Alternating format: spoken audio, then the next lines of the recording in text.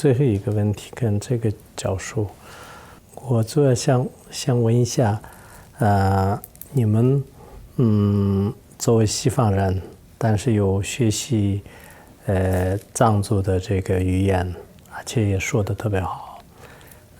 我们现在不管是在国外的很多藏族，有些他们也不太会藏语和藏文，就一代一代的，就是最后都只说英语，就是不会说的。然后国内的很多藏族的话呢，慢慢做就比较知道，我们有很多都不太会说藏语，就是也说其他民族的这个语言的，就是这样就越来越严重。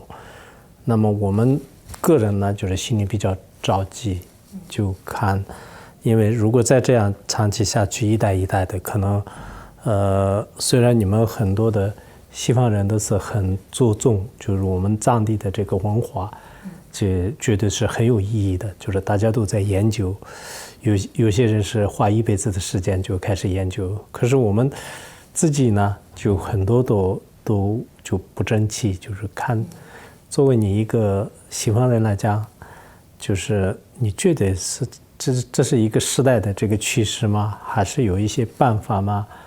就是怎么，我是比较怎么讲，就是比较很着急，但是呢也找不到一个办法。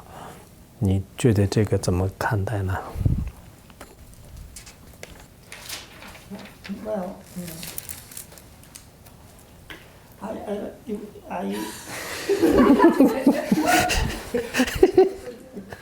well, I know that Kembutsu Trinodor, and I think he too, are finding ways to create tools like manuals and dictionaries in order to propagate a more standardized Tibetan language in Tibet.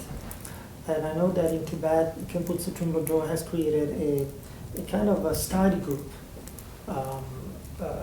with monastics, very highly educated monastics, and also scholars, Tibetan scholars, in order to find new ways to publish material that can help them continuing the development of the language.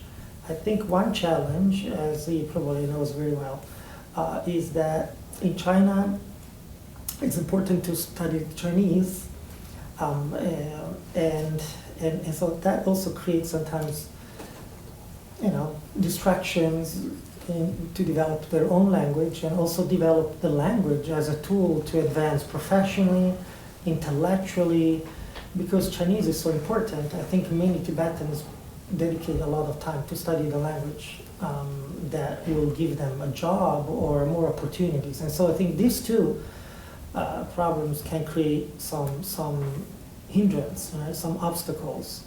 But I have to say that I see many young Tibetans coming from Tibet. There are more and more, and they're very serious. Their language skills are very high because they're technically bilingual, fluent in Chinese and Tibetan, and also in English.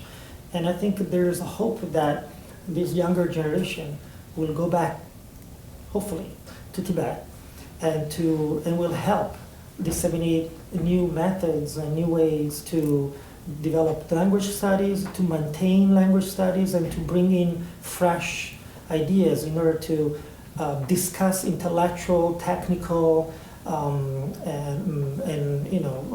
disciplines with the newly enriched Tibetan language. There are many answers to that question, but I think this is the one that, from the top of my head, came up first, and I hope that is helpful. Can I add something to this? I think that it takes a large amount of energy and investment to learn and maintain Tibetan language skills, and it's not really a question of individual people's capacity. It's a question of larger institutional and social forces. For example, here, our students receive funding in order to be able to focus full-time on learning, and without that, they would be working and wouldn't be able to go to classes and study so hard. And I myself have applied to many different foundations and public-private foundations and grants in order to receive funding to study. And I know that's true for everyone in academia. So it takes social structures, universities, cities, towns. It's that kind of institutional issue to maintain a language, not a matter of personal motivation or inclination. That's not enough alone. So at 4 o'clock, there's another event, and so unfortunately we have to end because this was actually really very fascinating, so I regret needing to end.